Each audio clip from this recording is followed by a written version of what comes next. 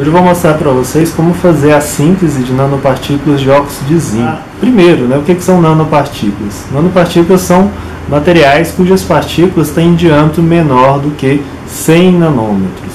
Então a gente não consegue ver, eu tenho aqui um nanopartícula de óxido de zinco na minha mão, aqui, que é esse pó branco, mas elas possuem diversas aplicações, tá? Como por exemplo na parte de espintrônica, que envolve constituir materiais magnéticos. Nós temos também aplicações em optoeletrônica, que envolve a absorção de luz, para construção de sensores, células solares, por exemplo, como essa daqui que a gente faz aqui no Instituto Federal de Brasília. Existem nanopartículas de óxido de zinco nessa região fotossensível aqui que eu mostro para vocês, e tem aplicações também em fotocatálise, bactericida e por aí vai, tá? Esse método que eu vou mostrar para vocês, que é o método dos precursores poliméricos, é um método químico, não é um dos métodos mais difíceis de serem feitos, também não é o mais simples, mas vocês vão ver que ele é possível de ser feito através de alguns passos. Para isso eu vou usar alguns reagentes que eu vou mostrar para vocês aqui. O principal, é esse material aqui, vocês conseguem ver, que é o nitrato de zinco hexaidratado. Ele vai ser a nossa fonte de íons de zinco para formar o óxido de zinco. Para isso também eu vou utilizar esse outro reagente, que é o ácido cítrico, e este líquido aqui, que é o etileno glicol. E além disso eu vou utilizar água deionizada, mas também é possível ser feito com água destilada, e alguns equipamentos corriqueiros de laboratório, como por exemplo balança analítica para fazer a aferição das massas, agitador magnético. Vou precisar também de algo para medir a temperatura, como por exemplo esse multímetro com esse termopar, e além de vidraria. E também eu vou utilizar um forno mufla, porque no final eu vou produzir um gel com esses reagentes que eu acabei de mostrar para vocês, e aí eu vou levar esse gel para o forno, e aí no forno ele vai ficar a uma temperatura, eu vou colocar 500 graus Celsius, ele vai ficar lá por algumas horas, e aí no final eu vou ter a produção de nanopartículas como essas, tá certo? Então vou mostrar para vocês em detalhes como são esses passos. Essa síntese ela libera alguns gases durante a etapa em que a temperatura fica acima de 120 graus Celsius. Então o ideal é que se faça essa reação em uma capela, mas eu vou fazer de fora da capela para filmar. E para isso eu vou utilizar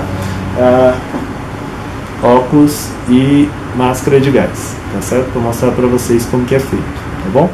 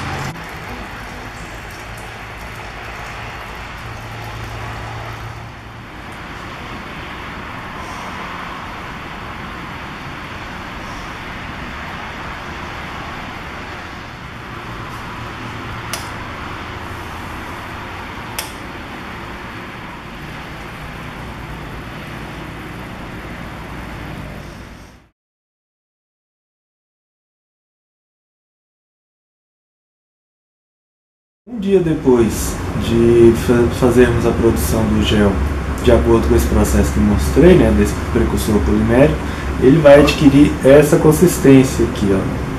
Então eu consigo até virar o becker de baixo para cima para vocês verem que ele não cai.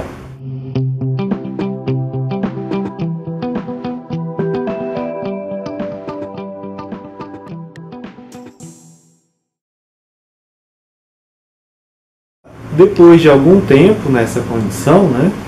Então, por exemplo, eu tenho aqui uma resina depois de 7 meses, eu mudo um pouco de coloração, mas ela continua ainda com a mesma consistência.